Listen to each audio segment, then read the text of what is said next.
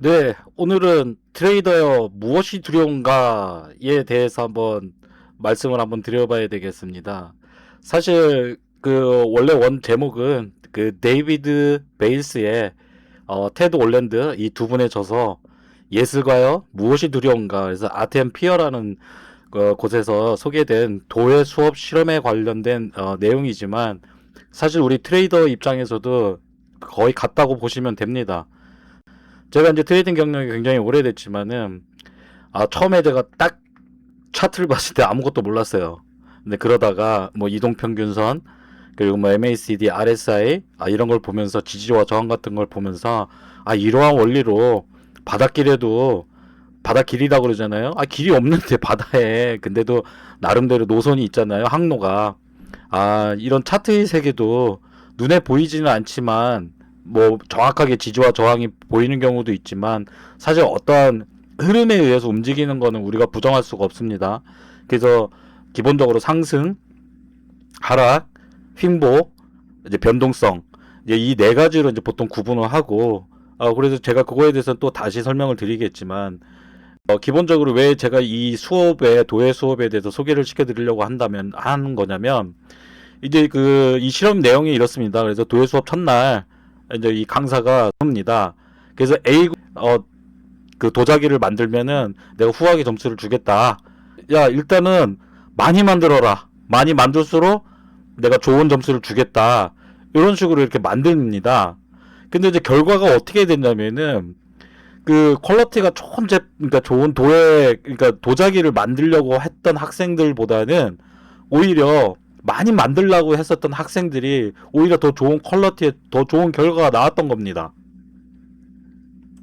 자, 그런 이 얘기가 얘기하는 바는 무엇이냐면은, 우리가 트레이딩을 할 때 처음에는 이거저거 막 시도를 해본단 말이죠. 그러니까 대부분 사람들은, 우리나라 특히 이제 한국 사람들 제일 고질병 중에 하나가 두 가지가 있어요.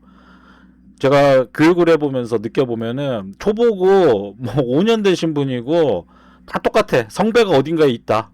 완벽한 매매 법칙이 있을 거다. 그런 거 없습니다. 그리고 두 번째는, 그러니까 첫 번째가 이제 정답을 추구하려고 하는 그 의식이 굉장히 강해요. 그리고 두 번째가 뭐냐면 빨리빨리 지랄병. 어떻게든지 빨리빨리 해가지고 빨리빨리 돈 벌고 싶다. 그런 게 없습니다. 예.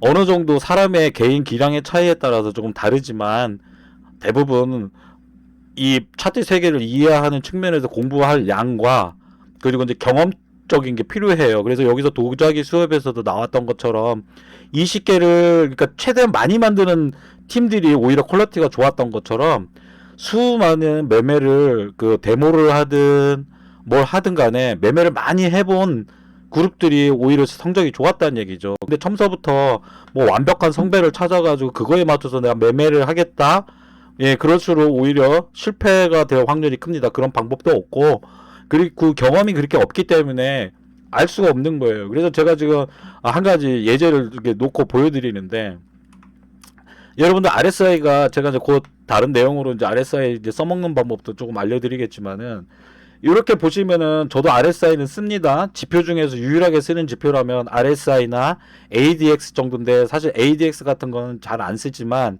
RSI 창시자는 ADX가 가장 자기가 만든 지표 중에 좋다고 했어요. 그래서 그걸 공식을 변형을 해가지고 쓰는 거지, 그 자체를 쓰는 건 아닙니다. RSI도 사실은 마찬가지고요. 그런데 우리가 이제 시각적으로 매매를 할 때, 재량 매매를 할 때 시각적으로 좀 눈에 보기 편하라고, 사실 이제 이런 RSI 같은 것들도 사실 뭐, 이것도 하나의 수학 공식이죠.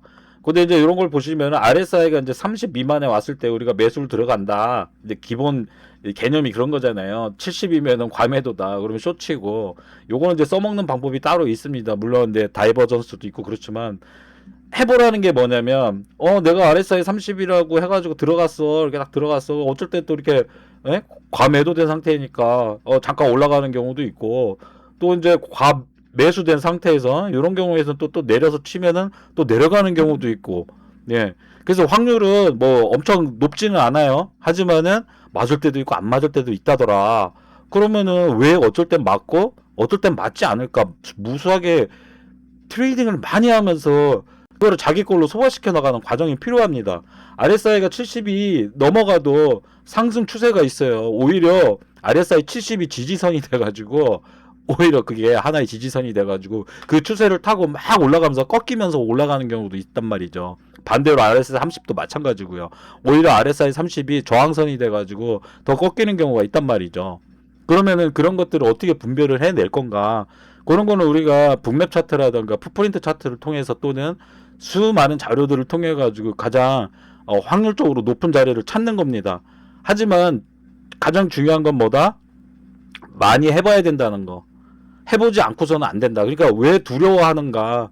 왜냐면은 인간은 진화사적으로 봤을 때 두려움이 많을수록 살아남는 확률이 컸어요. 일단 도망가고 봐야 되니까. 그러다 보니까 인간의 뇌는 70%가 부정적이라고 합니다.